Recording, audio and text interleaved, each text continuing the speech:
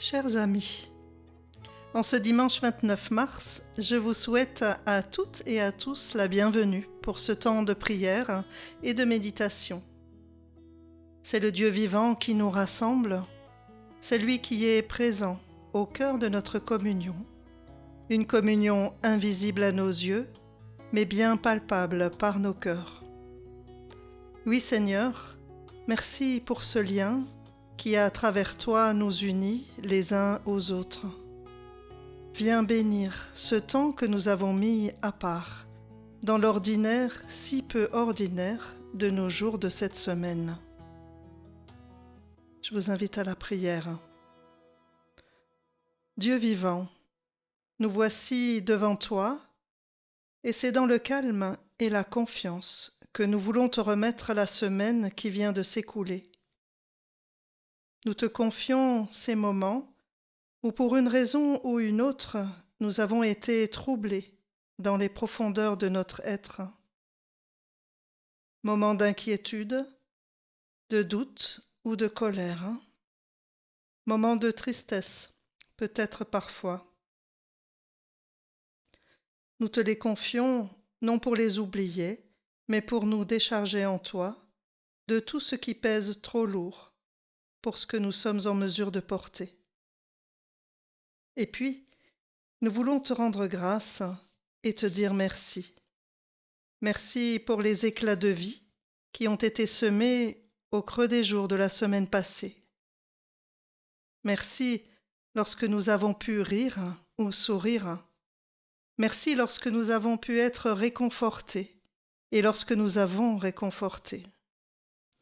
Merci pour les moments où nous avons pu sentir ta présence à nos côtés, même de manière infime. Oui, pour tout cela, nous voulons te dire merci et Amen. Nous allons à présent nous mettre à l'écoute du texte biblique qui est proposé à notre méditation en ce dernier dimanche de Carême. Il est tiré de l'Évangile de Jean au chapitre 11. Il s'agit d'un récit de miracle, le dernier des 7 signes du 4e évangile, celui que certaines Bibles intitulent « La résurrection de Lazare ». Il s'agit d'un récit qui est très long, et c'est la raison pour laquelle je vous propose de le lire pas à pas et de cheminer avec les 3 personnages principaux de l'histoire, à savoir Marthe, Marie et Lazare. Avant d'entrer dans la lecture, voici comment la situation se présente. Lazare, le frère de Marie et Marthe, est malade. Tous les 3 sont des amis proches de Jésus, et il est donc normal que les sœurs de Lazare envoient porter la nouvelle à Jésus en lui disant « Seigneur, ton ami est malade ». À cette nouvelle, Jésus réagit de manière surprenante. Il ne se rend pas immédiatement au chevet de son ami malade, et bien au contraire, il attend 2 jours avant de se mettre en route. Ça tombe depuis 4 jours déjà.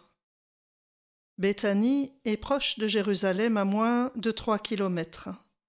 Et beaucoup de Juifs étaient venus chez Marthe et Marie pour les consoler de la mort de leur frère.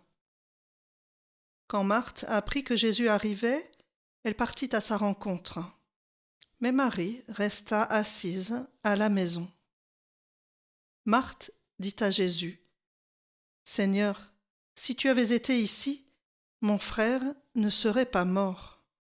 Mais je sais que même maintenant, Dieu te donnera tout ce que tu lui demanderas. » Jésus lui dit, « Ton frère se relèvera de la mort. » Marthe répondit, « Je sais qu'il se relèvera lors de la résurrection des morts, au dernier jour. » Jésus lui dit, « Je suis la résurrection et la vie.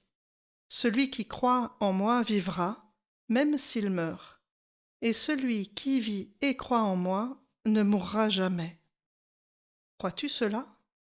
« Oui, Seigneur, répondit-elle, je crois. Je crois que tu es le Messie, le Fils de Dieu, celui qui devait venir dans le monde. » Sur ces mots, Marthe s'en alla appeler sa sœur Marie et lui dit tout bas, « Le Maître est là, et il te demande de venir. » Voilà, voilà donc où a mené ce délai que Jésus s'est imposé avant de se rendre au chevet de son ami. À présent, Lazare est mort et enterré. Et Jésus aura été le grand absent de toutes ces épreuves traversées par ses amis. Et quand il arrive enfin, il est trop tard pour tout. Il est trop tard pour guérir. Il est trop tard pour accompagner et tenir la main de son ami malade et mourant. Il est trop tard pour les funérailles.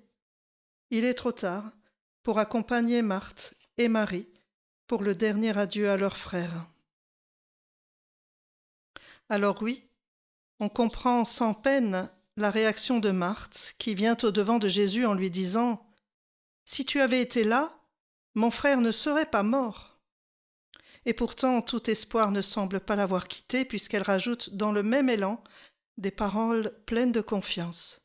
« Mais je sais que Dieu te donnera tout ce que tu lui demanderas. » Mon Dieu, si tu avais été là. Cette petite phrase, quoi qu'on fasse, trouve un écho bien particulier à la situation que nous sommes en train de vivre à travers le monde. Des hommes et des femmes malades, des morts par milliers. Si tu avais été là, Seigneur, si tu étais là. Et peut-être même que cette petite phrase est déjà venue résonner dans nos propres vies, au cœur des deuils que nous avons vécus. Si tu avais été là, si tu étais là, tout cela ne serait pas arrivé. Comment peux-tu laisser faire cela?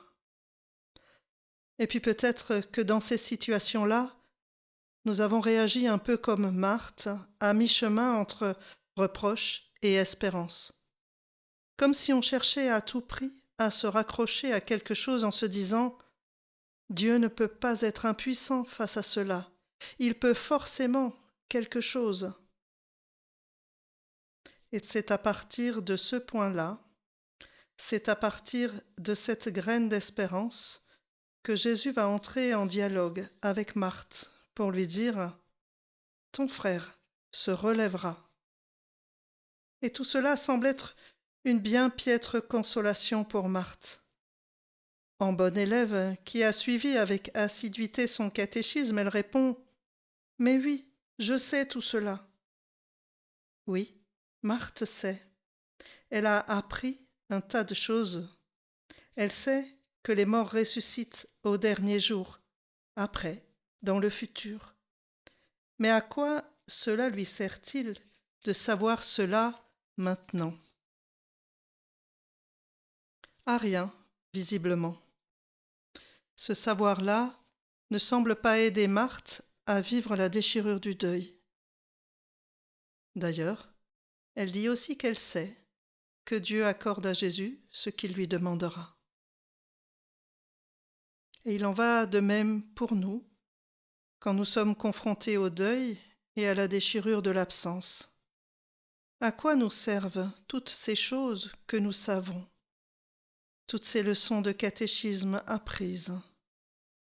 À quoi nous servent ces paroles sur la résurrection que nous avons entendues et que nous savons par cœur?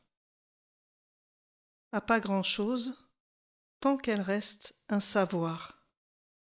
Et c'est bien vers cela que pointe Jésus quand il dit « Je suis la résurrection, je suis la vie. Celui qui place en moi toute sa confiance vivra, même s'il meurt. » Marthe, est-ce que tu peux croire cela? Voilà la question.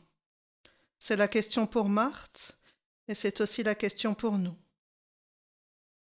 Quand on est confronté au deuil, à la maladie ou à n'importe quoi d'autre qui fait vaciller notre être, la question est bien celle de la foi, c'est-à-dire de la confiance. Non pas une confiance mécanique et aveugle qui nous ferait avancer comme un bon petit soldat, mais une confiance qui nous habiterait et qui serait comme un souffle qui nous maintienne en vie, en marche, en chemin. Je suis la résurrection et la vie, nous dit Jésus. En d'autres termes, il nous dit qu'il a cette capacité de nous rendre à la vie ici et maintenant, pour peu que nous lui fassions confiance. Et lui faire confiance, ce n'est rien d'autre que croire. Finalement, l'une des premières personnes dans laquelle la résurrection est à l'œuvre, c'est peut-être bien Marthe, puisqu'elle passe d'un savoir à une confiance. Au lieu de dire « je sais », elle peut à présent dire « je crois fermement que tu es le Christ ». Et le récit continue. Dès que Marie eut entendu cela, elle se leva et courut au-devant de Jésus. Or Jésus n'était pas encore entré dans le village, mais il se trouvait toujours à l'endroit où Marthe l'avait rencontré. Quand les Juifs qui étaient dans la maison avec Marie pour la consoler la virent se lever et sortir en hâte, ils la suivirent. Ils pensaient qu'elle allait au tombeau pour y pleurer. Marie arriva là où se trouvait Jésus. Dès qu'elle le vit, elle se jeta à ses pieds et lui dit « Seigneur, si tu avais été ici, mon frère ne serait pas mort. » Jésus vit qu'elle pleurait, ainsi que ceux qui étaient venus avec elle. Il en fut profondément ému et troublé. Il leur demanda « Où l'avez-vous mis ?» Ils lui répondirent « Seigneur, viens, et tu verras. » Jésus pleura. Les Juifs dirent alors « Voyez comme il l'aimait. » Mais quelques-uns d'entre eux dirent « Lui qui a guéri les yeux de l'aveugle, ne pouvait-il pas aussi empêcher Lazare de mourir ?» À présent, nous sommes en compagnie de Marie. Elle aussi se précipite à la rencontre de Jésus. Elle aussi lui reproche son absence. « Si tu avais été là !»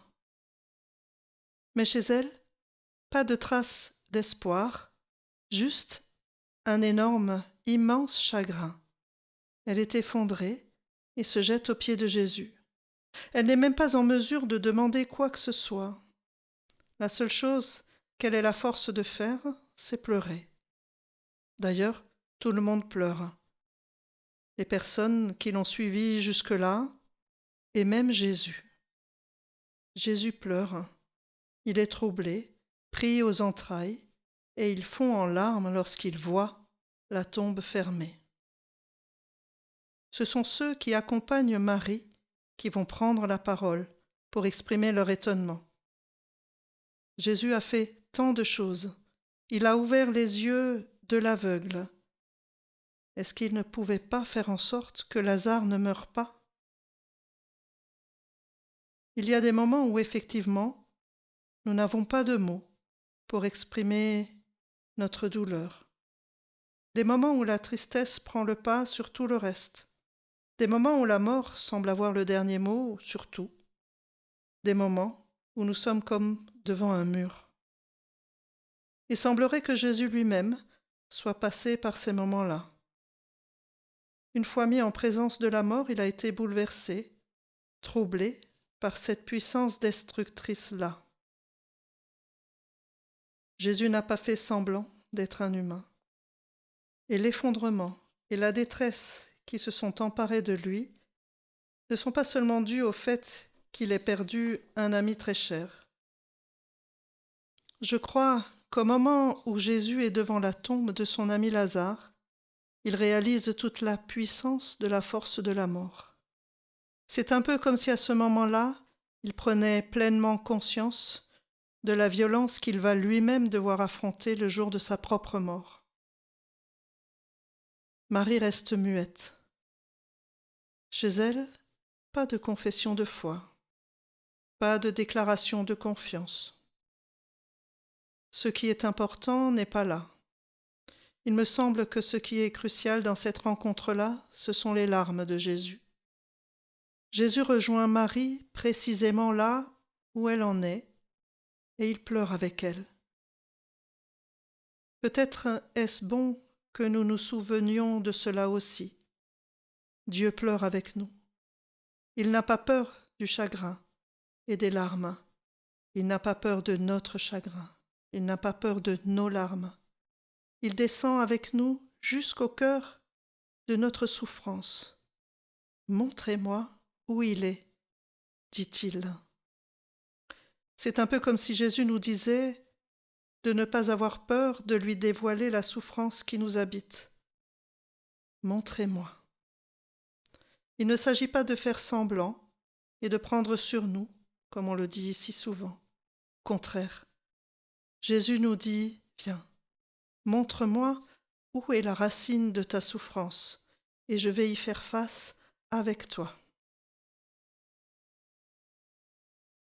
Et voici ce que nous lisons ensuite.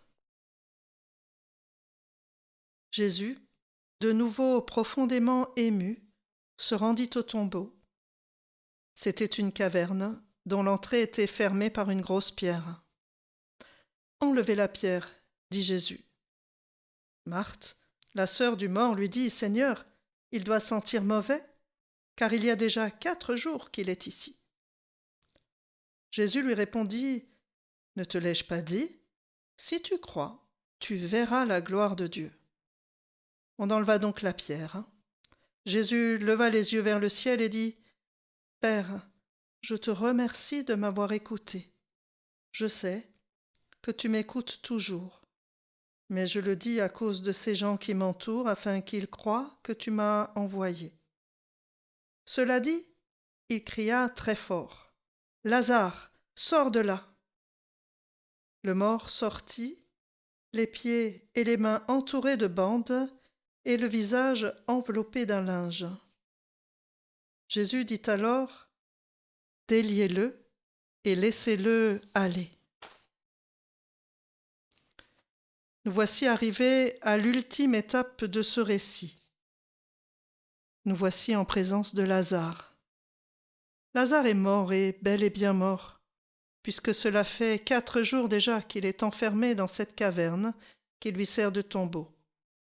4 jours déjà que la lourde pierre a été roulée devant pour enfermer définitivement l'entrée. À vue humaine, aucune force au monde ne pourrait sortir Lazare de là.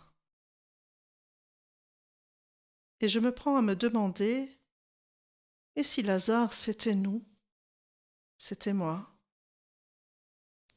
S'il arrivait que moi, je sois comme morte, car enfermée dans un chagrin.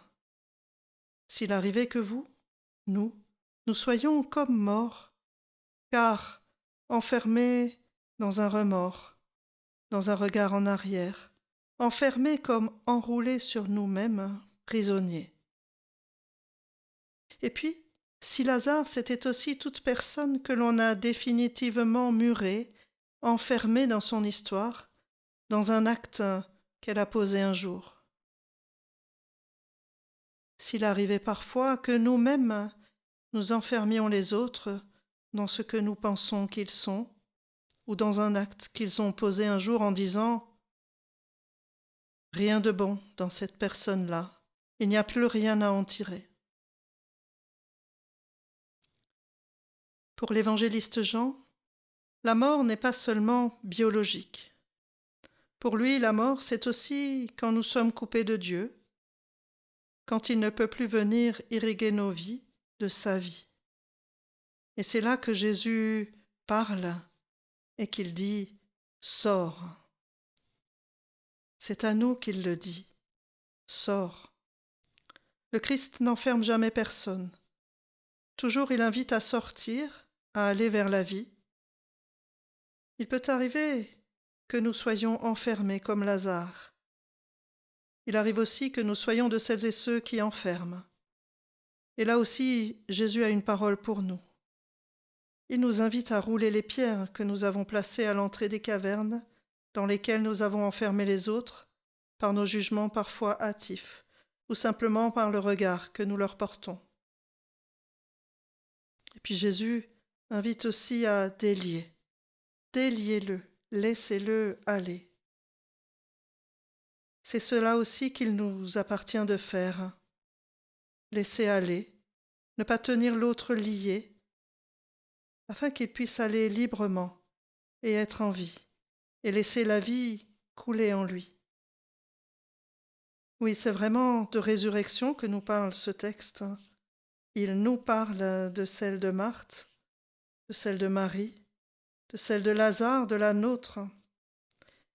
Et avant tout, il pointe du doigt celui par qui cette résurrection advient, le Christ. Sa résurrection à lui sera le signe ultime qui nous entraîne à la suite de sa vie. Cette vie qu'aucune force au monde ne peut nous enlever, pas même celle de la mort. Ainsi, le signe du retour à la vie de Lazare et tout le récit qui l'entoure porte en lui comme en contrepoint le récit de la passion et de la résurrection de Jésus. Il est comme un doigt pointé vers ce qui va se passer ensuite. Alors, laissons-nous, nous aussi, conduire avec confiance à travers le mystère de la croix jusqu'à l'aube du matin de Pâques. Amen. En écho à cette méditation et en introduction à notre prière pour le monde, nous allons à présent écouter un chant. Infinie faiblesse. Dieu puissant, dans l'infinie faiblesse des moments difficiles de nos vies, accorde-nous par ton secours. Accorde-nous de rester sûr de ton amour. Dieu puissant, à l'heure où tu t'abaisses, acceptant le supplice de la croix, accorde-nous par tant d'amour de nous savoir accompagner quand rien ne va. Dieu présent dans l'infinie faiblesse, au moment les plus noirs de nos nuits, c'est ton amour dont jusqu'au bout, qui nous soutient, qui nous rejoint, qui nous conduit. Dieu puissant, dans l'infinie faiblesse des moments de désert dans nos vies, accorde-nous ton grand secours. Accorde-nous de nous fondre dans ton amour. Accorde-nous ton grand secours. Accorde-nous de nous fondre dans ton amour.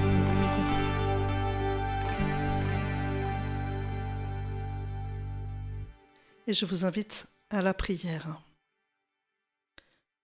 Dieu puissant, dans l'infinie faiblesse des moments difficiles de nos vies, accorde-nous, par ton secours, accorde-nous de rester sûrs de ton amour.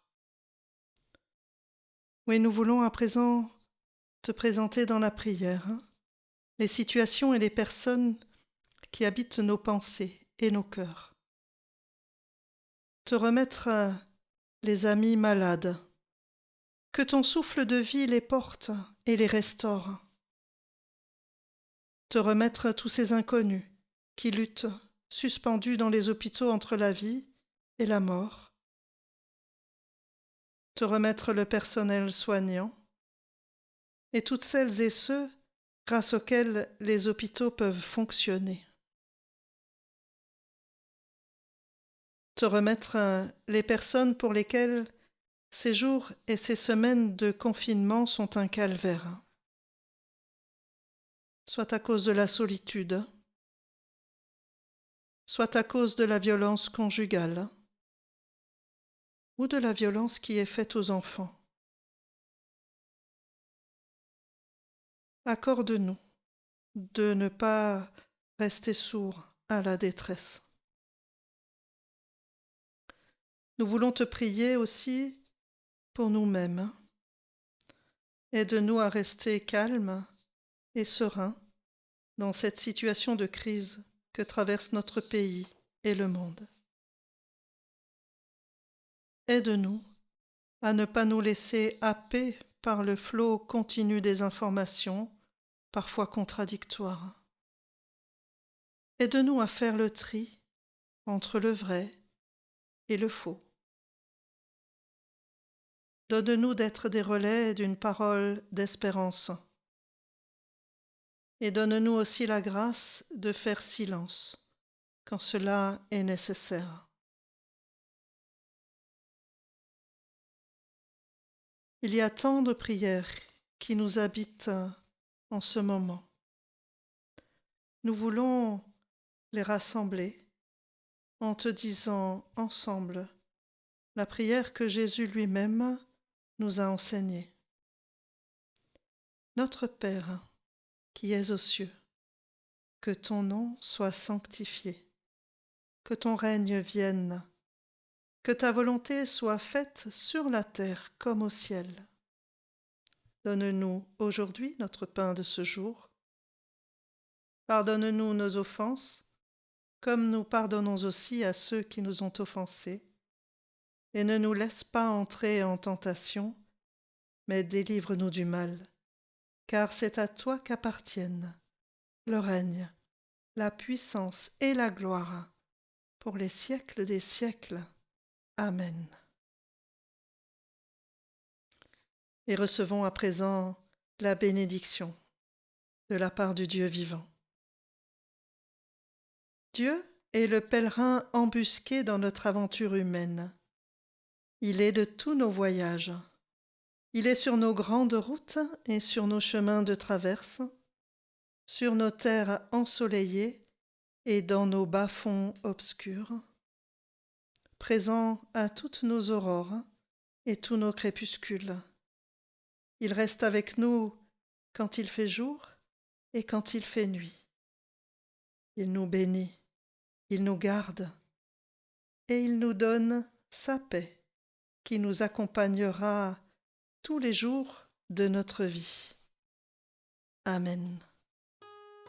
Que Dieu pose sa main bienfaisante sur la semaine qui s'ouvre devant vous.